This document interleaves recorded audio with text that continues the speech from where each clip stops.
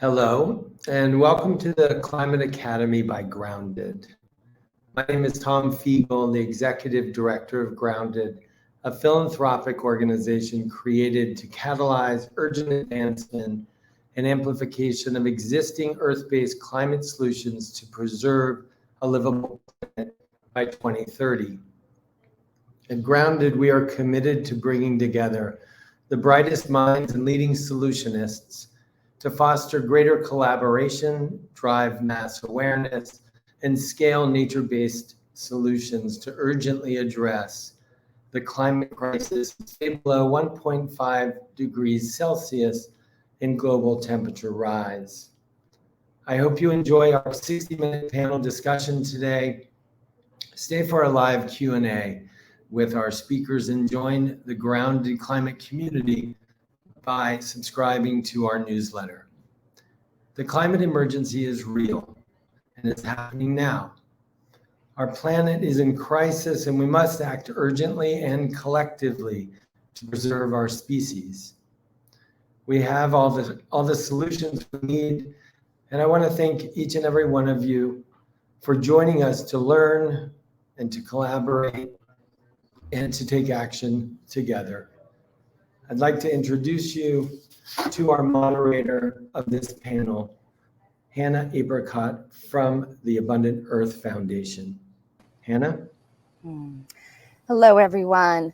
Thank you so much for joining us today about this very important topic that truly affects everybody. Eating is one of the things we all have in common, and we're all dependent on this planet and the functioning of its ecosystems. And we are definitely seeing a great threat both to our food system as well as the climate, our oceans, really all of the environments. However, we are so lucky that there are so many people working on the solutions, and we are blessed to have such a great panel today.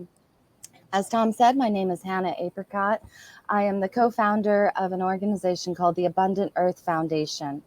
And we raise money to help support very grassroots permaculture and regenerative ag-based projects around the world that are really looking at systemic change, both at a local level in their communities as well as at a global scale, so that we can not only create a planet that is livable in the future, but where we can all thrive. And we are so lucky today to have such an active panel who have dedicated their lives to making an impact on the agricultural system. And it's just going to be a very interesting conversation, and we're really looking forward to jumping into it. So why don't we just get there? We have A-dae Romero-Briones, who is Director of Programs for the First Nation Development Institute.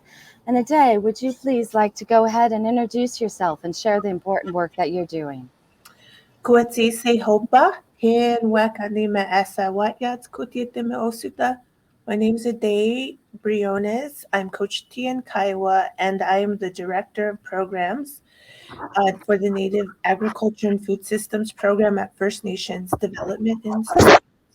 And we support Indigenous community-based food and agricultural projects all across the mainland, continental United States, Alaska, and Hawaii. And I live with my family. My husband's Pomo, and we live in his homelands in California. Thank you for having me today.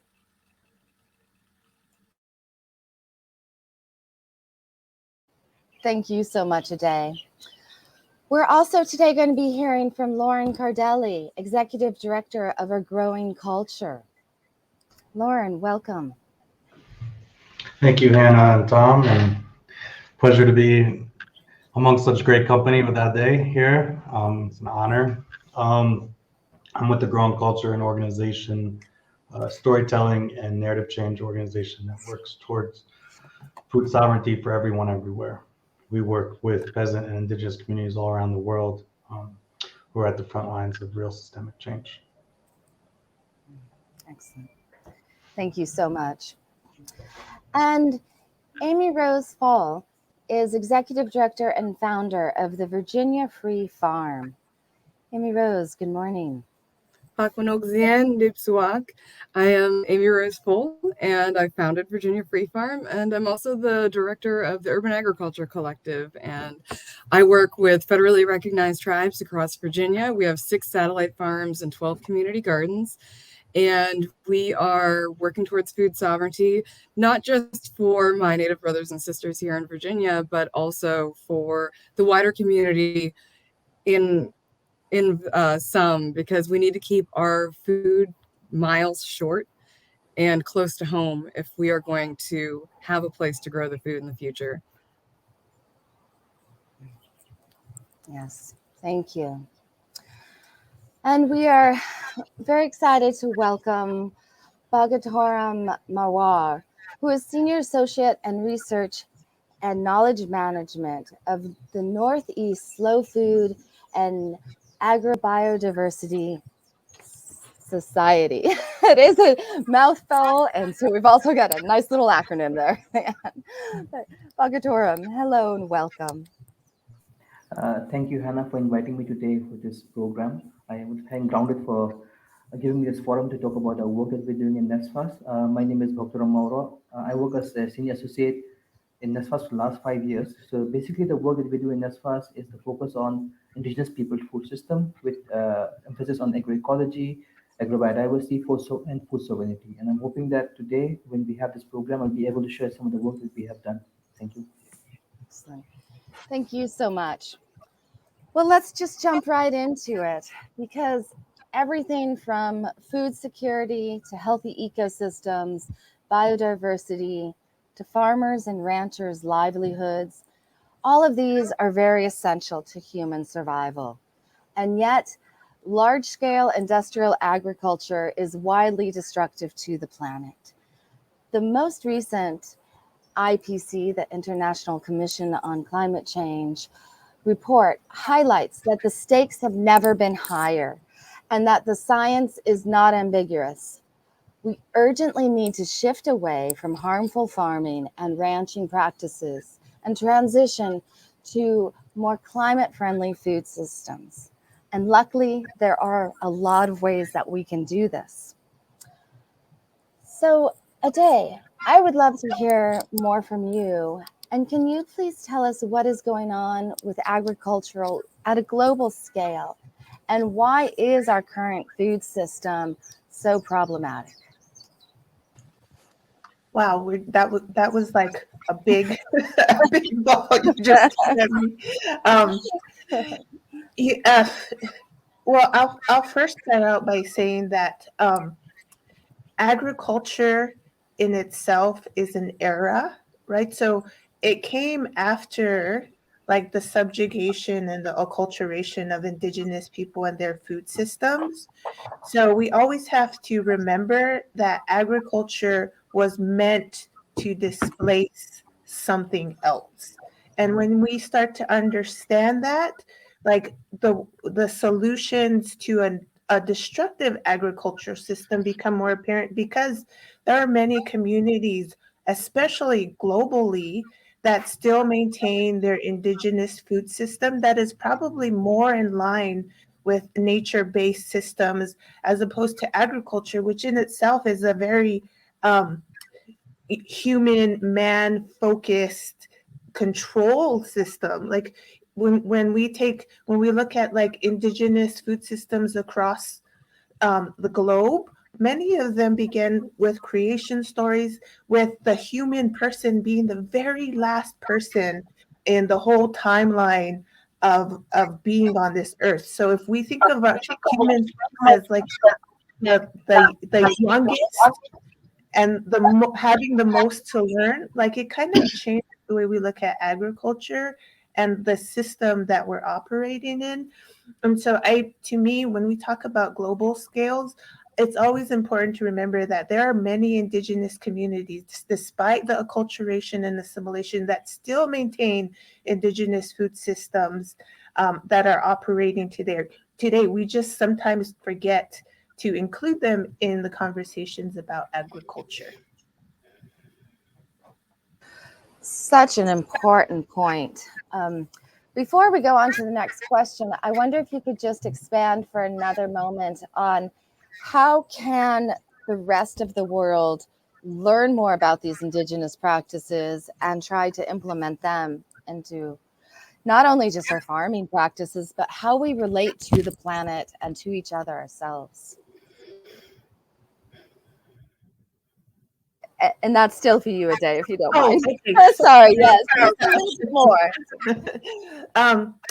Well, to me, the best way, because like I said, there's Indigenous people all over the place. No matter where you go on this earth, there's probably an Indigenous community, whether they're named or not. And one of the best ways to learn about Indigenous people is to learn about the history of the land and the history of the place. And it's many times it's a very dramatic and often sad story, but learning about the history of a specific land, and like property titles are a wonderful way to like get into the history of place. But once you learn the history of place, like you start to see and learn the names of Indigenous communities that continue to be thrive, even though they may not be in the public eye. And again, when we talk about agriculture, we're often starting already at a point where Indigenous people are displaced. Yeah, such an important point to first learn our history, or as some people like to say, herstory. What is really the female aspect behind it? And what were the foods that the native people of those lands ate? And how can we start to incorporate them into our diet, even if it's foraging plants and along the side of the road? How can we start to get back to those roots? Pun intended. Bhagatwaram, this is an area that you really focus on with your work and working with Indigenous peoples. And I wonder if you could let us know about how your research with agrobiodiversity has evolved over the recent years as the climate crisis has come to more people's attention. Thank you very much for the question, Hannah. I think I'd like to begin with, in terms of the research we did in 2018, it was a participative mapping exercise where we tried to document the agrobiodiversity present in our indigenous areas. It was done in two states, Meghalaya, from where I come from, and then Nagaland. And we found that the amount of agrobiodiversity, which is the food, the food plants that people use, whether it's cultivated or harvested from the forest, the average number of food plants from a particular village was more than 200 food plants. This is just the food plants because we're not considering the animal. If we had also look at the animal, which I'm doing right now with one of the interns came to work with us, the number could go very high, more than 300, because we have insects, we have fish, we have mammals, we have rodents, we have birds, we have all kinds of food available from the local landscape. That is, as long as you have access to them. And when we saw at the rich biodiversity, agrobiodiversity, we thought, how is this useful for the community? Then COVID-19 happened, and sadly, it was a very big shock for all of us all over the world. But at the same time, it allowed NSFAS to actually assess whether this agrobiodiversity had an impact on the nutrition and food security of the communities. So in 2020, we started this survey called the Household Food Insecurity Experience Access Scale. So this survey was supported by FAO, the Indigenous Peoples Unit. And so we did the survey with around 8 questions, which is part of the survey, like the perception about food insecurity, whether you think you're going to suffer food insecurity in the future because of the COVID-19 pandemic, whether did you have to compromise on the food insecurity with your food, and also did you have to go hungry because of no food at your place. And this was a survey done to assess the people's recall for the last 1 year. And what we found was very surprising. In fact, we found that the number of people, households from our survey, 18 villages, 14 in Meghalaya, 4 in Nagaland, the number of people who are suffering from severe and moderate food insecurity was just 11%. When you compare that with a number in terms of South Asia and the world, in South Asia, the same number in the same year was more than 30%, more than 40%, but in all over the world, it was more than 30%. So what we found is that in these other villages, which were very strong in their indigenous people food system, mostly jhum cultivation, chicken cultivation. I think in Mexico, they call it the milpa system. So we thought, okay, why is it that we found that people in these areas, even though very isolated, have been able to secure their food security in these very trying times. And then we also did a work with one of the villages, which are part of the survey we did in 2018. It was called Nong Trao in East Khasi Hills, Meghalaya. This was also part of an FAO project, and this project got over in 2021. We came out with a publication on that, Indigenous People Food System Resilience to Climate Change. There we used this sharp indicators. There are 13 indicators to assess the resilience of the community to climate change. And we found that out of the 13 indicators, this particular village scored very well in 10 indicators. In 3 indicators, it didn't do very well, and one of the indicators where it didn't do very well was about access to market and also the access to transport and network facilities. So we got an idea that, you know what, I mean, maybe that's the reason why the people were able to withstand the crisis of COVID-19. Because, and then today also I was in a program in our office where we had people from different parts of the state also coming and sharing the experience. So they did share that many villages which are very far from the market, which couldn't access the food from the market because of the restrictions during COVID-19, they went back to fishing. They went and started collecting forest food. In fact, from our survey, we found that agrobiodiversity, out of the 200 food plants, more than 100 were wild food plants. These are your fruits, these are your vegetables, these are your mushrooms that are available from the local landscape.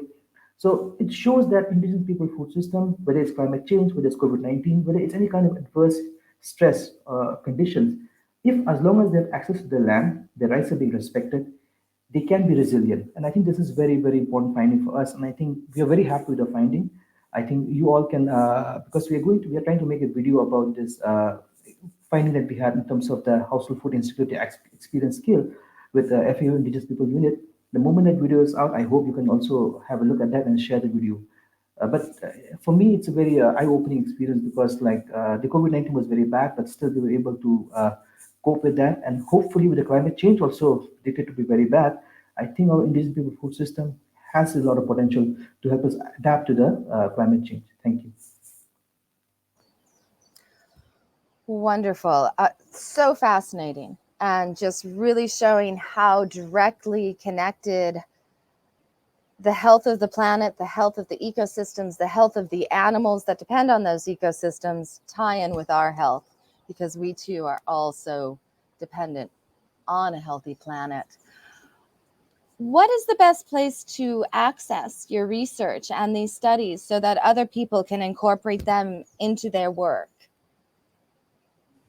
Actually, the study on FAO, this book actually got the 2021 Best in the World report from Hallwell's Award. So this is the third book in the series on Indigenous People Food System. I think the first one was by Kunlin, second one also was by Kunlin. Harriet Kunlin, she's an emeritus professor from Canada, I think McGill University. And then there's a third of the series in the book. And I think, so that is available online. If you go to the FAO website, you can find it. Also regarding the agrobiodiversity, we have done a report on that in our NESFAS website. You can also access that out there. And also a lot of stories we are sharing on social media in our local newspapers.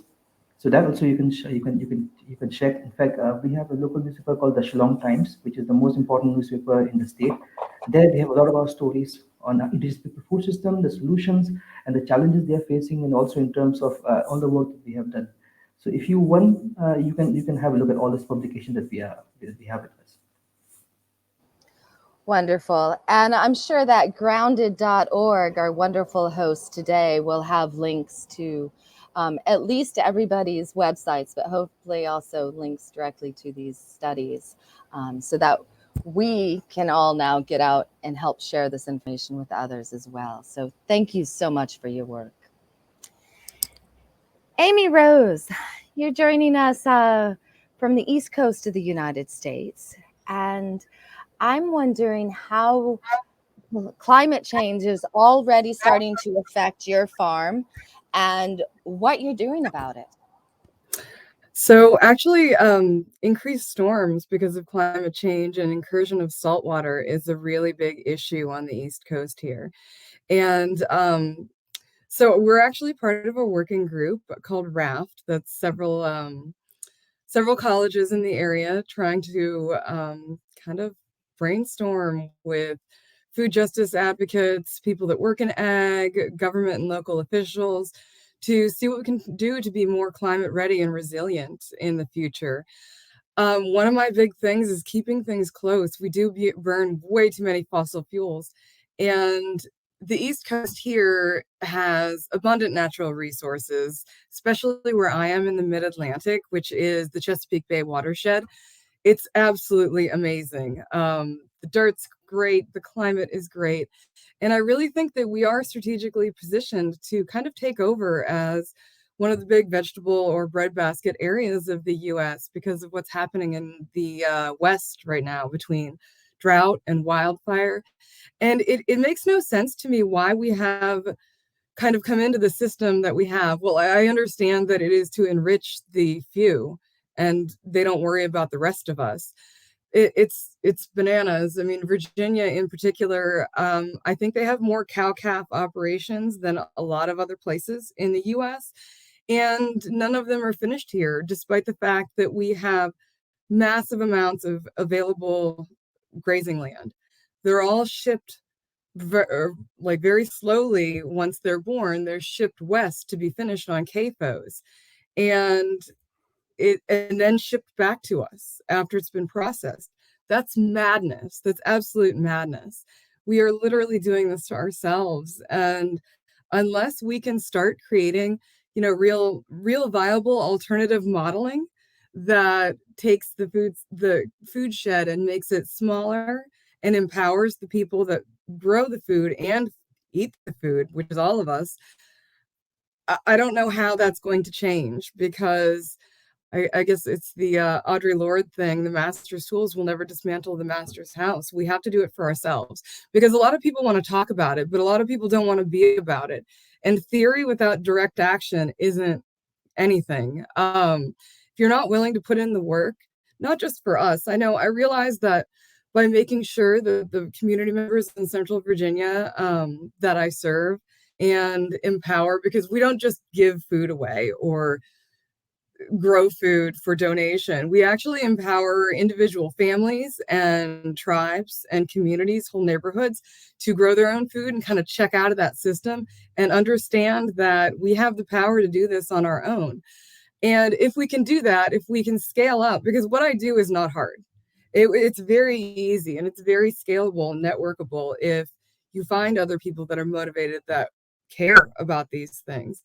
If we can start doing that and really drastically reducing all of this waste in the form of energy by keeping things tight and local and empowering one another, because if we don't share the knowledge and share the skills with each other, which is very much also a kind of a construct of colonialism where knowledge is hoarded and gatekept, if we don't share and teach each other the same way that our ancestors used to teach and pass knowledge intergenerationally, we're doomed. And we have the ability to do it. We've done it on a small scale here, from Newport News to Charlottesville, and now we've expanded into Blacksburg, kind of about a 5-hour radius. We've created a really robust network of community gardens, 2 intertribal gardens, 3 tribal gardens, along with all of our satellite farms and community gardens, and everyone feeds themselves. I actually don't even have any individual families that I work with for food donations anymore, because they all grow so much in their own yards now that they don't need me anymore, because I was able to teach them what they needed to do it for themselves. It's that the government lords over us. I mean, I can't speak for other governments, but I know Lauren and A-dae and you also, Hannah, in the US, like, we're nothing more than a commodity. We're a hamster on a wheel traded back and forth between big ag and big pharma. And it's creating this climate crisis. And it's all because of colonialism. Food was used as a weapon of war to exterminate my ancestors, but it can also be used as love, and both to show love to people and that they deserve the dignity of a good meal, and also to show love to our mother, the earth that we need for all farming operations, for life. Wow, beautiful. Thank you. There's just so many important points there that I really wish we had time to unpack each one of them and really dive into it. But you touch on even just the transportation of food. And I know the average used to be, and I assume it still is, but maybe if it's gone even higher, the average food travel 1,500 miles before it would get to our plate. And as you're saying, like sometimes that's maybe it's growing locally or the cows are raised locally, but then they're shipped elsewhere to be slaughtered and then shipped back. And we have a lot of food that does that, goes to China, gets processed and comes back. And so if we're really looking at this climate crisis and our tie to agriculture, we have to look at the miles that is the food is traveling and being wasted, and therefore all that pollution affecting the climate. But then also the industrial fertilizers and chemicals that are put onto the farms that are so greatly adding to climate change and throwing off this fragile balance of the climatic makeups. But whereas if we just eat locally more so and support our local farmers and keep the local economy growing as well, that is truly where so many of the answers lie in our social problems, our economic and our environmental problems, and our health problems of eating more healthy and not being dependent on food that's grown with those chemicals that affects both the lives of the farmers as well as those consuming it and our planet.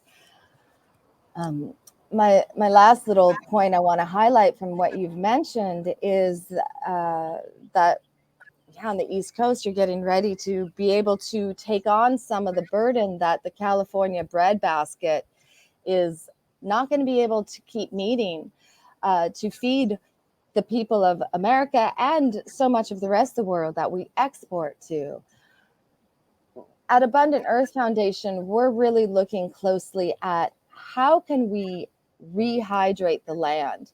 How can we do practices like putting in swales and doing rainwater catchment and really looking at each drop of water as precious? And how do we keep it in the landscape, on the farms longer so that it can really go through the water system and do what it's meant to? And again, there's so many solutions out there. It's just to start to implement them and know that it can make a difference, because that's how it's always worked in the past. And that's how nature does it. And so these nature-based, community-based solutions, luckily are so abundant. And so it's wonderful to hear firsthand stories that are implementing them. So Amy Rose, thank you so much. Welcome. Thank you. Lauren, so wonderful to get to hear from you. And I know that you work with so many Indigenous tribes and people that are really at the front lines around the world. And you do so much work to help them share their stories and get these important messages out there. And so based on your leadership experiences at A Growing Culture, could you please talk to us a little about how the Indigenous practices can really help address these problems that we're talking about?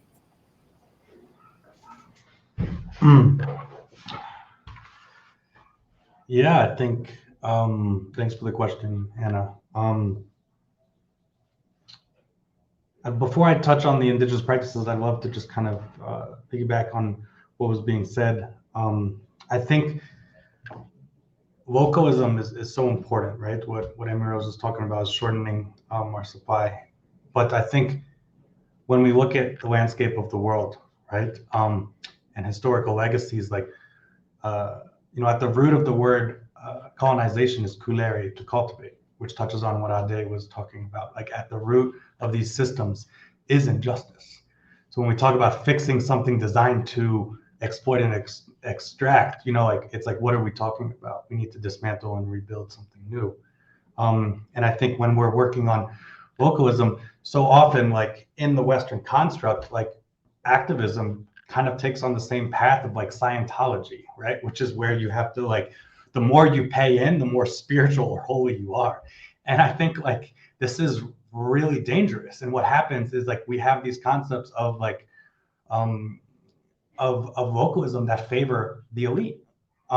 They're not even recognizing the needs of diverse players in their community, none either the amount of wealth that's been extracted and still extracted from majority world or global South communities around the world. And so now, like after how many years of colonization, to then just maintain this wealth in a local economy of like Berkeley, like what does that do, right? Like what is that solving? And so I think like, you know, we have the communities like where NESFAS is coming from, which is one of the most incredibly rich communities in the world, Northeast India, right, is being oppressed by its own authoritarian government, right? And are we recognizing that like those communities, when we talk about what we learn, like for us, we learn this principle, this practice, this technique, this tool, right?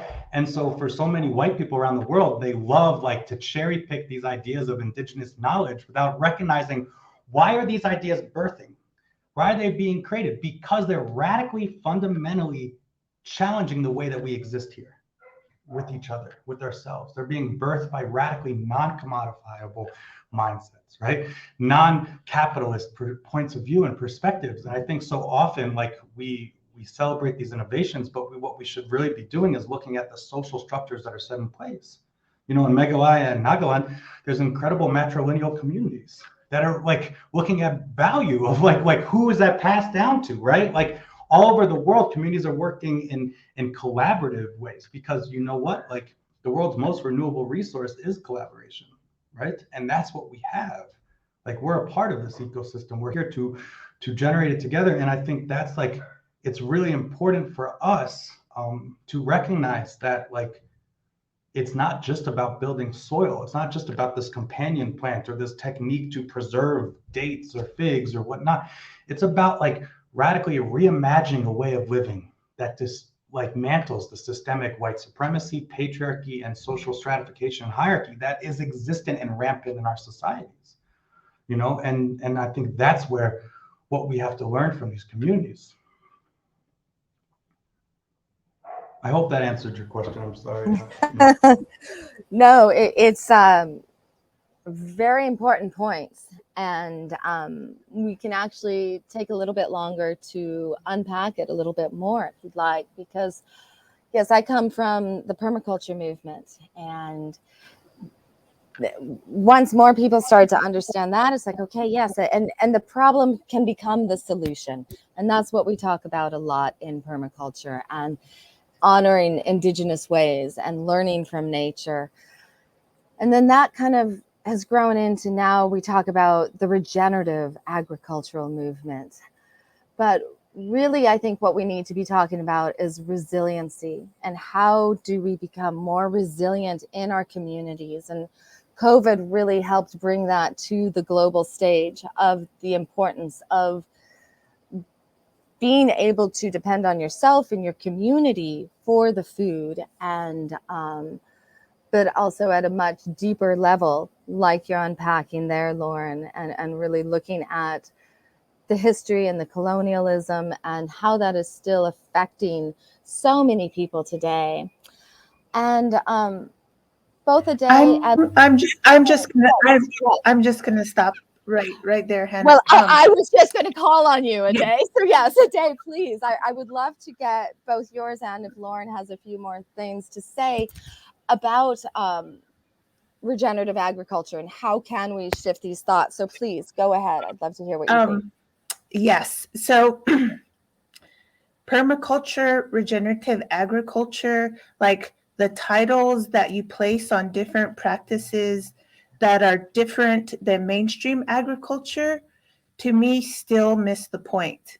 The point is you can't separate the people from practices, which these movements continue to do. When you continue to separate people from the land, like there's a problem. Whether you call it regenerative agriculture or permaculture, I don't care what you call it. If you're still separating brown people from the land, there is a problem.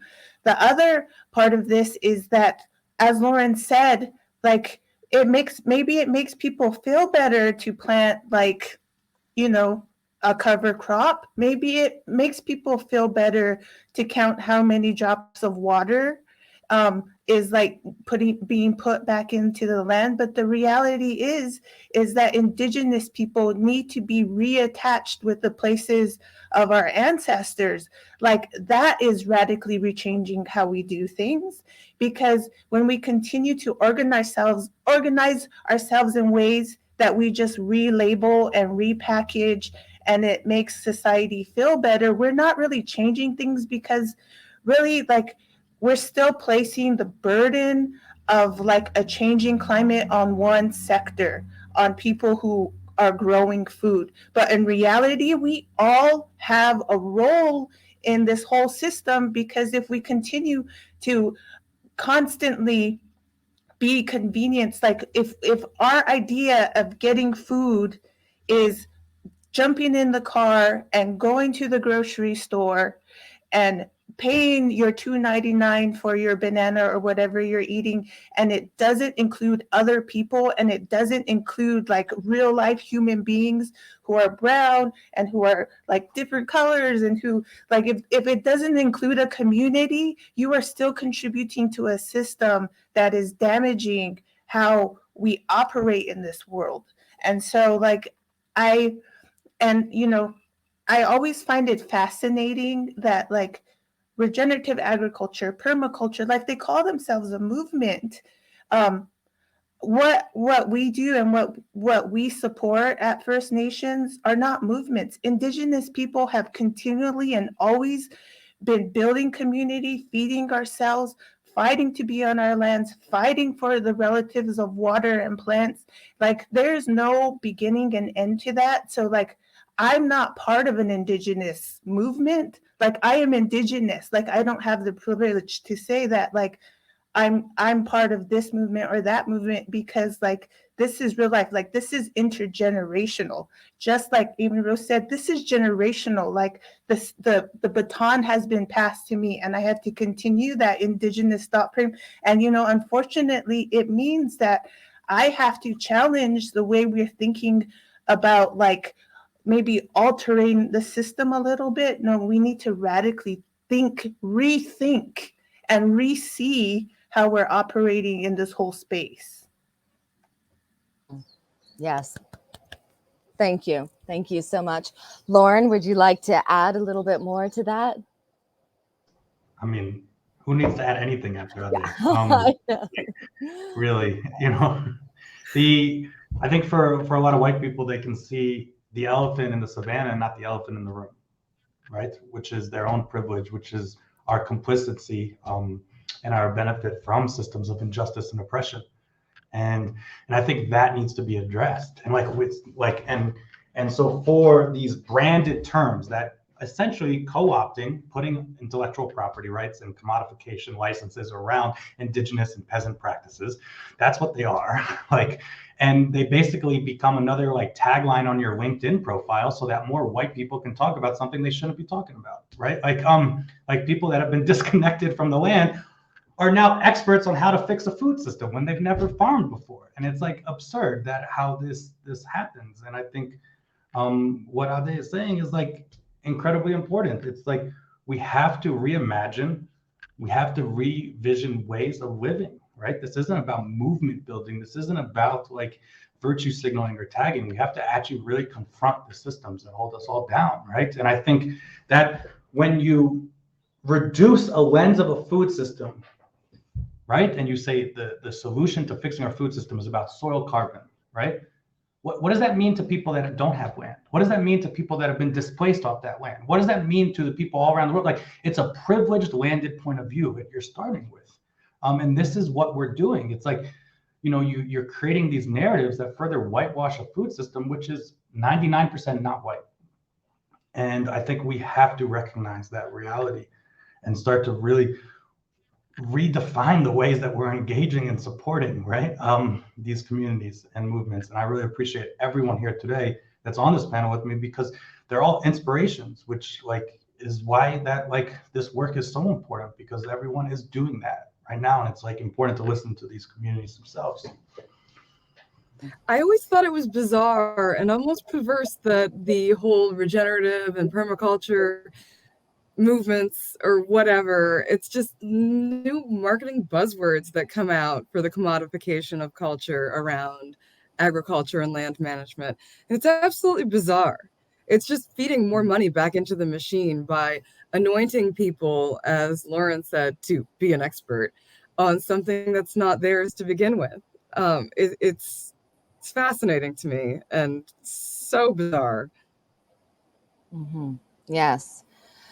Yeah, it's really an interesting thing. And also myself, as somebody of Caucasian descendants, but yet who feels very close spiritually to the land and to the planet.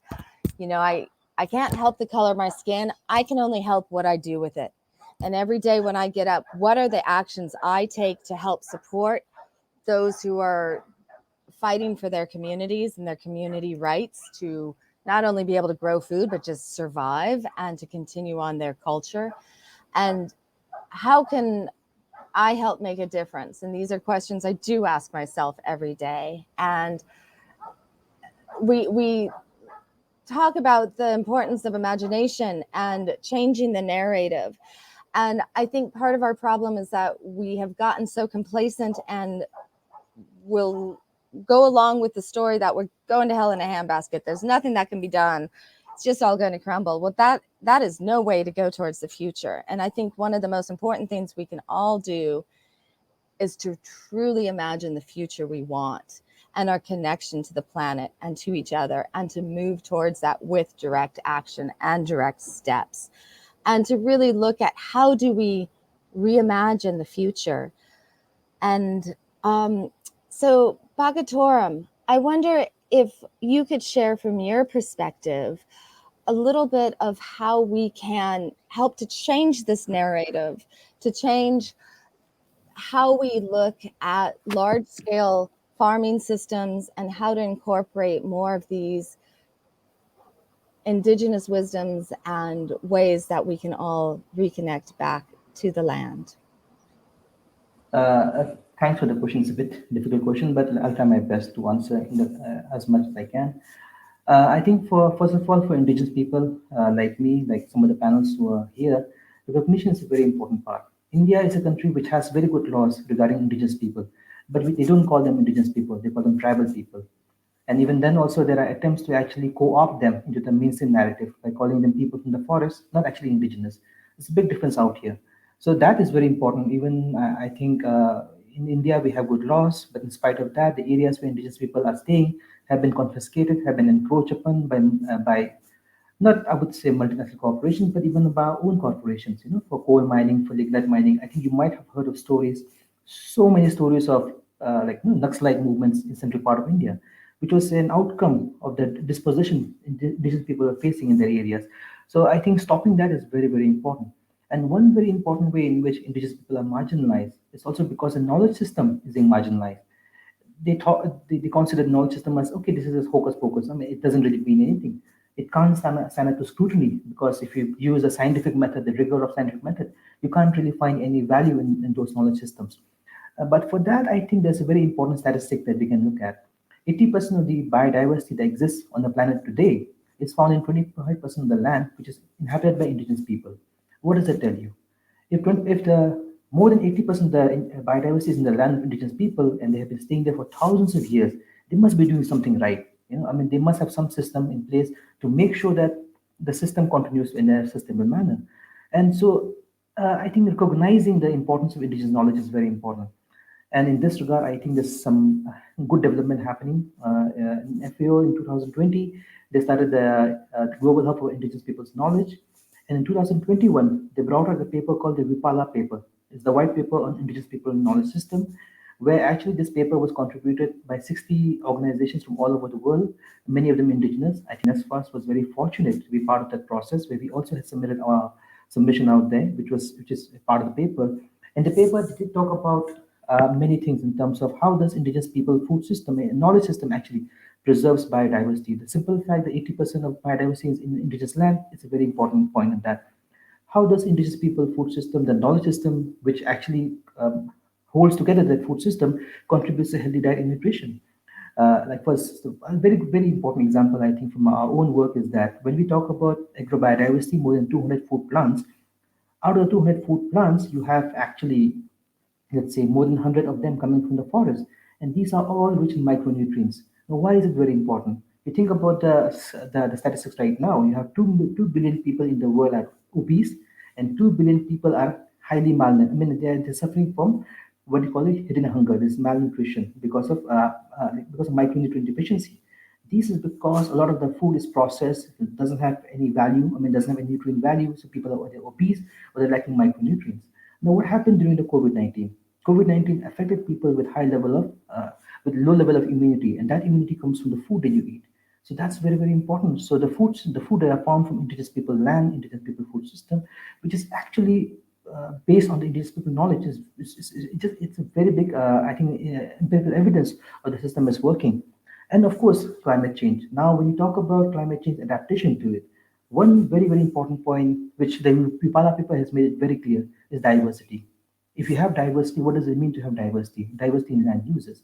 For example, in Meghalaya, I'm sure it must be the case in many indigenous areas, we don't have just one food production system like jhum cultivation. We also have other systems like in Meghalaya, we have the wet paddy system, we have the terrace farming, we have the plantation, the agroforestry system. Now, all these systems combine together to give resilience to the system. And then even within that also, for example, let's say in India, in 1970s, there were almost 100,000 rice varieties to be found at that point in time. Green Revolution came, industrial farming came, and now how many do we have? 6,000 varieties only. I mean, that's a big, big loss. And now, why is that variety important? Because many of those varieties are adapted to different agroecological conditions, which means they can survive in very different environment, which means climate change is going to actually put a stress on our environment capacity. So all these varieties, all this diversity, the genetic diversity which is out here, can actually help us to actually adapt to a new climate. But of course, science can help us. How will they help us? They'll help us, in fact, by using genetic modification technology to give us a GM crops. Fine, it's fine. But then again, you're bringing about uniformity. And what if there's a pest problem, like it happened in many parts of the world, like in banana, the Panama disease in banana. If you have only one variety, it could be destroyed. It could be wiped out. But we have so many variety, and and then once you have the GM and you have the seed companies controlling the seeds, only for 1 or 2 seeds, I mean, it's going to take away the sovereignty of the people in terms of what they can do with the food, how they can produce. It's all about food sovereignty. So I think for me, from what I can say is that we need to talk about food sovereignty. And for that, indigenous people knowledge system, which already exists, I think is declining. I think we are in danger right now. I think we have to help to preserve that, to strengthen it. Of course, science is going to help us, no doubt about that. But we cannot ignore indigenous people knowledge system for that. Thank you. Thank you so much. Very important points there again. And that, nature thrives on diversity. And the more we can incorporate that into all aspects of our lives, the better. And you really touch on agriculture and the social structures too, and how much it affects there. With Abundant Earth Foundation, we helped start a subchapter called, or another organization called the Agroforestry Regenerative Communities, and working in East Africa and Guatemala. In Guatemala in particular, we have seen that people are not trying to immigrate to the US if they have thriving farming culture going on there. They don't have to leave their families. And the social structures, the health, everything is just so much greater when people can stay home and work with the land rather than against it. And so thank you so much for your work, Bhagatram, and to all of our panelists. Unfortunately, we're getting to the last 10 minutes of our time together. And so very quickly, before we then run into questions from the audience, I wonder if just in a few words, if this is possible, if each of the speakers would like to share the thought of what our audience can do. What are some take-home actions that they can go and do today or do this week to help make a difference? And so, A-dae, I wonder if you might have a very quick thought about that, and we'll just run through real fast and then get to as many questions as we can. So thank you. Sure. I think one of the most important things is to view this conversation and the situation that we're in we often call it the problem, but as Bogertom said, like, sometimes the problems create varieties that adjust to that problem, and it becomes like a stronger product. It becomes a stronger fruit. It becomes a stronger vegetable after that problem occurs because it's adjusting. And so at some point, we're all going to have to say, this is not what we want. And like the most we can do is start saying, like, this is not the system we want. And I don't think we're all there yet. Hopefully we're all getting there. But at some point in time, we have to say that to like force ourselves to change. And the last part that I'll leave you with is this important. It's important to think about imagination, but you can't imagine something outside of what you know. Like, force yourself to experience people and cultures outside of a capitalist system, please. Yes.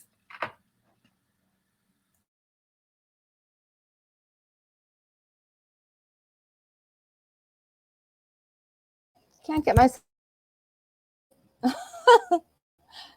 sorry, technical difficulties here. Amy Rose, would you please like to answer quickly what the audience can do?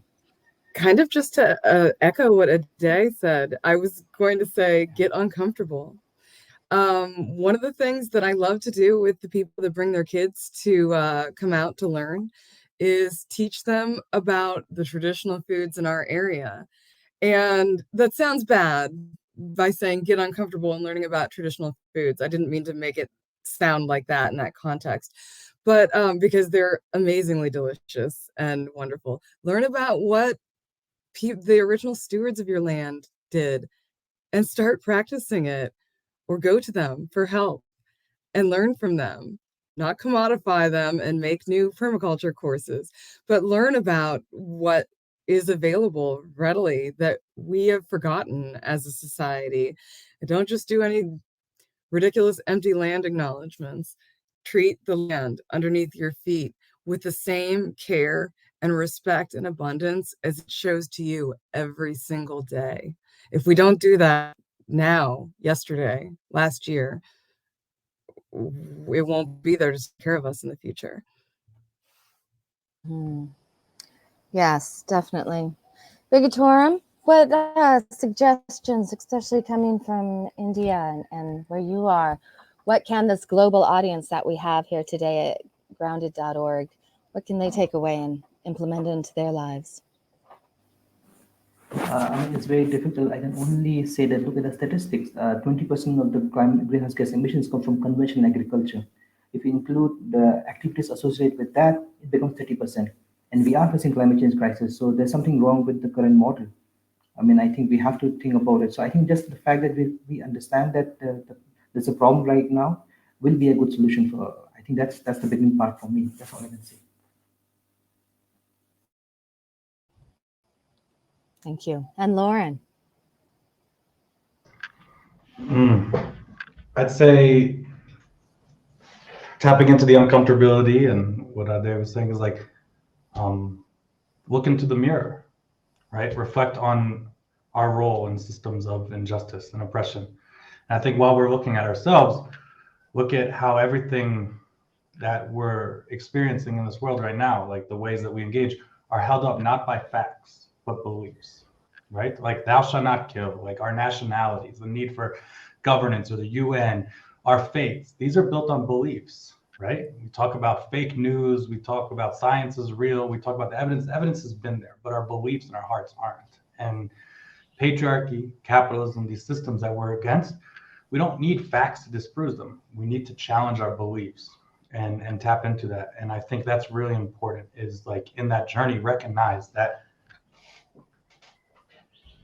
dream something big and bold and different. Tap into that. Don't think of possibilities or boundaries or whatnot. Just go for it. And I think that's really important as we rebuild. Definitely. Yeah. We can't let the past and what other people say box us in and keep us from living what is our calling to help give back to the earth and help to make a difference. And if I was to answer the question, that's what it would be, is to really do some soul searching, to be like, what do you care about? What are you willing to get out there and make a stand for? And then do it, because otherwise you may not have the opportunity in the future. So I just want to thank all of our speakers so much. This has been such an important discussion that unfortunately we aren't going to really have time to dive into the questions from the audience. But I really want to encourage everybody to join us at grounded.org in May for the next Climate Academy, which is going to be looking at pollinators and the very important aspect of what the bees and so many other insects do to help pollinate the food system that we're also dependent on, and how they are really the canary in the coal mine.